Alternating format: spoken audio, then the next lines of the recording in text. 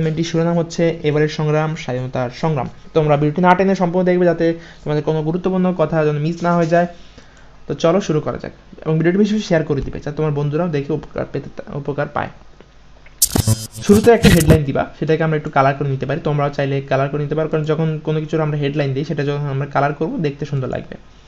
হ্যাঁ, সর্বকালের সর্বশ্রেষ্ঠ বাঙালি বঙ্গবন্ধু শেখ মুজিবুর রহমান স্বাধীনতা যুদ্ধে ঝাঁপিয়ে পড়ার জন্য ৭ই মার্চের ভাষণে যেসব যুক্তি তুলে ধরেছেন সেগুলোর বর্ণনা দেওয়া হলো। বঙ্গবন্ধুর ৭ই মার্চের ভাষণের একটি বড় বৈশিষ্ট্য হলো এর সার্বজনীনতা এবং মানবিকতা। তোমরা অনেক জায়গায় ভুলভাল অ্যান্সার দেখতে পাবে, সেগুলো দেখে বিচলিত হওয়ার কারণে, যেহেতু এখানে প্রশ্নেই বলে দিয়েছে যে অবশ্যই যুক্তিগুলো স্বাধীনতা যুদ্ধে ঝাঁপিয়ে পড়ে যেসব যুক্তি তুলে ধরেছেন বঙ্গবন্ধু সেগুলোর সাজিয়ে লিখতে বলেছে। তোমরা অনেক জায়গায় রচনা দেখতে হবে, সেগুলো লিখলে কিন্তু হবে না। সঠিক অ্যান্সারগুলো পাওয়ার জন্য অবশ্যই তালুকদার একাডেমি চ্যানেলকে সাবস্ক্রাইব করে রাখতে হবে, এবং এটার আলোকে তোমরা নিজেদের মতো করে ইউনিক অ্যান্সারগুলো তৈরি করবে। বঙ্গবন্ধু ৭ই মার্চের ভাষণের একটি বড় বৈশিষ্ট্য হলো এর সার্বজনীনতা এবং মানবিকতা। যে কোনো নিপীড়িত জনগোষ্ঠীর জন্য এই ভাষণ সবসময়ই আবেদন সৃষ্টিকারী। এ ভাষণে গণতন্ত্র, আত্মনিয়ন্ত্রণ, স্বাধিকার, মানবতা এবং সব মানুষের কথা বলা হয়েছে। ফলে এই ভাষণ দেশ কালের গণ্ডি ছাড়িয়ে সার্বজনীন হয়েছে। আরেকজন মানুষ একটি অলিখিত বক্তৃতা দিয়েছেন, যেখানে স্বল্প সময়ে কোনো পুনরুক্তি ছাড়াই একটি জাতির স্বপ্ন, সংগ্রাম আর ভবিষ্যতের দিক নির্দেশনা দিয়েছেন। তিনি বিশ্বাসের জায়গা থেকে কথা বলেছেন, সাধারণ মানুষের কাছে গ্রহণযোগ্য ভাষায় কথা বলেছেন। সবচেয়ে বড় কথা, বঙ্গবন্ধু সাধারণ মানুষের চাওয়া পাওয়া বুঝতে পেরেছেন। তারা যা চেয়েছেন বঙ্গবন্ধু তাই তাদের কাছে তুলে ধরেছেন। ফলে এই ভাষণটি একটি জাতির প্রত্যাশার আয়নায় পরিণত হয়। এই ভাষণই একটি জাতিকে মুক্তিযুদ্ধে ঝাঁপিয়ে পড়তে উদ্বুদ্ধ করেছে। মুক্তিযুদ্ধ চলাকালেও এই ভাষণ প্রেরণা জুগিয়েছে, আর এত বছর পরেও মানুষ তার ভাষণ স্তব্ধ হয়ে শোনে। তোমরা দেখতে পাবে যে আমরা যখন ২৬শে মার্চ, তারপর ১৬ই ডিসেম্বর, বিভিন্ন যখন জাতীয় দিবসগুলো যখন আয়োজন করি, তখন যে ৭ই মার্চের ভাষণগুলো যখন চলে, কিন্তু আমরা কিন্তু স্তব্ধ এই ভাষণগুলো শুনি। কিন্তু এটা অনেক আগে এই ভাষণটা দেওয়া হয়েছে। তো এখনও আসলে আমরা বর্তমানের সাথে অনেক কিছু রিলেট করতে পারি এই ভাষণের আলোকে, এবং সেগুলো থেকে আমাদের অনেক কিছু শেখার আছে, অনেক কিছু জানার আছে। তো দেখো, বঙ্গবন্ধুর যে ৭ই মার্চের ভাষণ, এক্ষেত্রে 2টা র চলে এসেছে, তো আমরা এটাকে কেটে দিব। তো আসল অ্যান্সারগুলো দেখার জন্য অবশ্যই তোমাদেরকে ভিডিওটি না টেনে দেখতে হবে, তাহলে কোথাও যদি কোনো বানান ভুল থাকে সেটা তোমরা দেখতে পাবে। বঙ্গবন্ধুর ৭ই মার্চের ভাষণের বিশেষ কিছু বৈশিষ্ট্য রয়েছে, আর সেগুলো হলো বাঙালির সংগ্রাম ঐতিহ্য এবং বঞ্চনার ইতিহাস। 2 নম্বর পয়েন্ট হচ্ছে গণতান্ত্রিক চেতনা। 3 নম্বরে আত্মনিয়ন্ত্রণ অধিকার। 4 বলেছে শান্তির বাণী।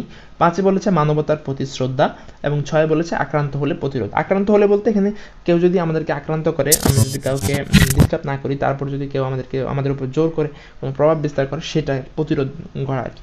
তো এখানে বঙ্গবন্ধু ৭ই মার্চের ভাষণে যেই মূল পয়েন্টগুলো সেগুলো হচ্ছে এগুলো, মানে যেগুলোর মাধ্যমে আসলে আমরা যুদ্ধে ঝাঁপিয়ে, আমাদের মুক্তিযোদ্ধারা যুদ্ধে ঝাঁপিয়ে পড়েছিল যেসব কথার মাধ্যমে, সেসব কথার মূল লাইনগুলো, সার লাইনগুলো হচ্ছে এটি 6টি বিষয়বস্তু। সেগুলোর আলোকে আমরা এখন দেখাবো, যেহেতু আমাদেরকে যুক্তিগুলো দেখাতে বলেছে। দেখো, এই একটি ভাষণের মধ্যে বঙ্গবন্ধু একটি জাতিকে স্বাধীনতার জন্য প্রস্তুত করেছেন, কিন্তু তা সহিংস নয়। স্বাধীনতার জন্য প্রস্তুত করেছেন, কিন্তু সেটা সহিংস নয়। তিনি শান্তিপূর্ণ আলোচনার কথা বলেছেন। ৭ই মার্চের ভাষণ যদি তোমরা খেয়াল করো, এবারে সংগ্রাম, মুক্তি সংগ্রাম, এটাতে এই গদ্যে, সেখানে কিন্তু তিনি সহিংস কোনো আন্দোলনের কথা বলেন। তিনি বলেছেন যে আগে শান্তিপূর্ণ বৈঠক হোক, যদি এবং অসহযোগের কথা বলেছেন।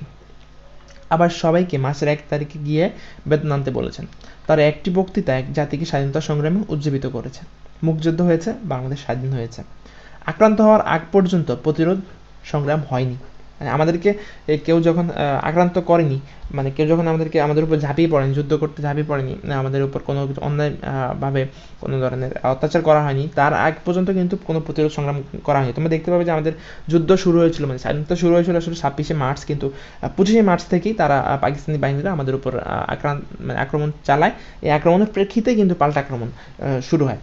তাহলে আমরা এটা বলতে পারবো যে ৭ই মার্চের ভাষণ কখনোই মানে সহিংস ছিল না। মানে আগে থেকেই বাঙালিকে যুদ্ধে ঠেলে দেওয়া হচ্ছিল না। আগে বলা হয়েছিল যে শান্তিপূর্ণ আলোচনা হোক, আলোচনা না হলে তারা যদি আমাদেরকে আক্রমণ করে, তাহলে আমরা সেটা প্রতিরোধ গড়ে তুলব, সেটা বলেছে।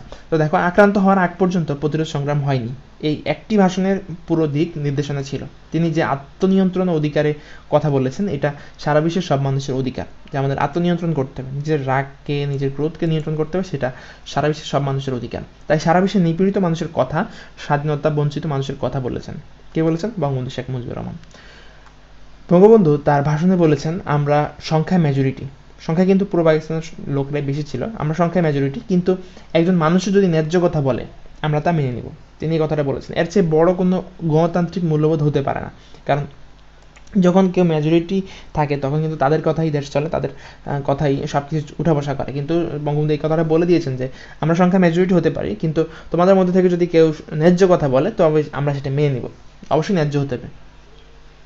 তো এটা কিন্তু অনেক বড় একটা গণতান্ত্রিক মূল্যবোধ।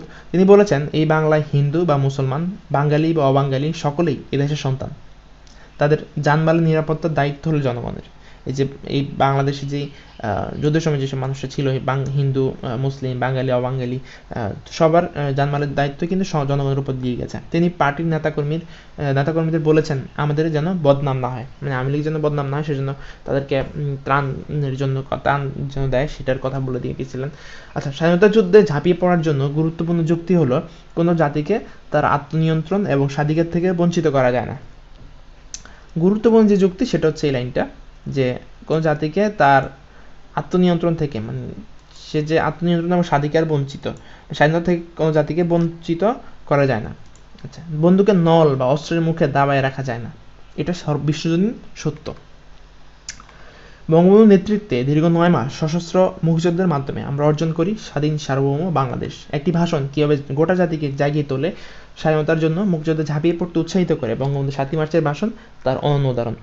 তো আজকের মতো আমরা কম্পিটিশন থেকে এখান থেকে বিদায় নিব। তার আগে বলে রাখি, যারা আমার চ্যানেলটি এখন সাবস্ক্রাইব করেনি তারা আমাদের চ্যানেলটি সাবস্ক্রাইব করে নোটিফিকেশন আইকনটি অন করে দিবে, যাতে পরবর্তী ভিডিও ছাড়ার সাথে সাথে, পরবর্তী বলতে ষষ্ঠ সপ্তাহের 8ম শ্রেণীর গণিত, কৃষিশিক্ষা এবং রাষ্ট্রবিজ্ঞান ভিডিও ছাড়ার সাথে সাথে তোমাদের কাছে চলে যায়। এছাড়াও 6ষ্ঠ থেকে 9ম শ্রেণীর অ্যান্সারগুলো আমাদের চ্যানেলে পাওয়া যাবে।